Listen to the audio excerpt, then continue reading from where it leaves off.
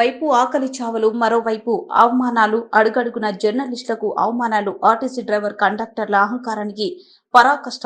ఒక ఘటన మరవక ముందే మరో ఘటన. హన్మకొండలో ఒక జర్నలిస్టు సోదరుడు చనిపోతే అంత్యక్రియల కోసం జనగామకు వెళ్తున్న జర్నలిస్టును దిగిపోమంటూ హెచ్చరిక.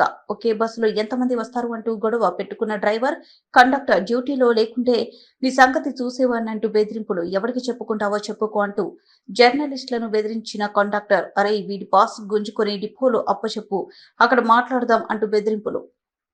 ఎందుకు ఎక్కువ చెప్పు ఒకసారి చెప్పు బ్రదర్, ఎందుకు ఎక్కువ చెప్పు జర్నలిస్ట్ ఎందుకు ఎక్కువ చెప్పు ఫస్ట్.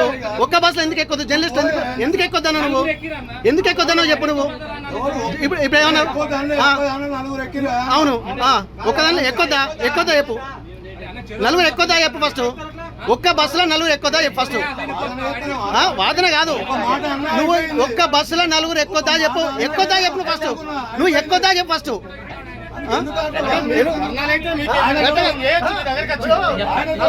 చెప్పండి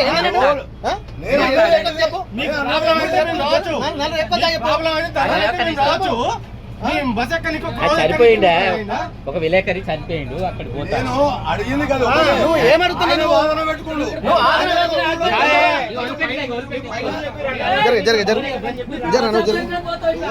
చెప్పన్నా చెప్పు. నువ్వు చెప్పు, నలుగురు ఎక్కువదా చెప్పు. నువ్వు ఆర్గ్యుమెంట్ పాస్ ఎందుకు గుంజుకుంటావు? నువ్వు పాస్ ఎందుకు గుంజుకుంటావు చెప్పు. నువ్వు పాస్ ఎందుకు గుంజుకుంటావు? ఎవరికి ఇవ్వన్నావు పాసు? ఎవరి దగ్గర పెడతావు పాస్? ఎవరికి ఇవ్వన్నావు పాస్? గుంజుకొని ఎవరి దగ్గర పెడతావు నువ్వు? ఎక్కువద్దా? నలుగురు కంటే ఎక్కువద్దా? నలుగురు ఎక్కువద్దా జర్నలిస్టులు?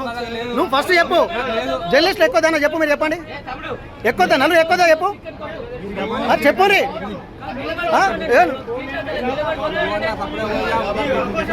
చెప్తా అంతా పోతుంది ఆగు. నువ్వు పెట్టుకుంటా పెట్టుకుంటా.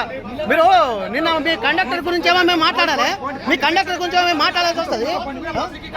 పబ్లిక్ కాదు నీకే. నువ్వు పబ్లికా? నువ్వు పబ్లికా? పబ్లికా తీసే మరి.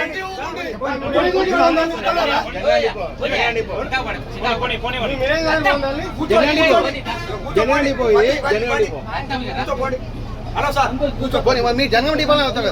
మీ జనగాల మీ కండక్టర్ అయితేనే మేము వచ్చాము. కూర్చోండి.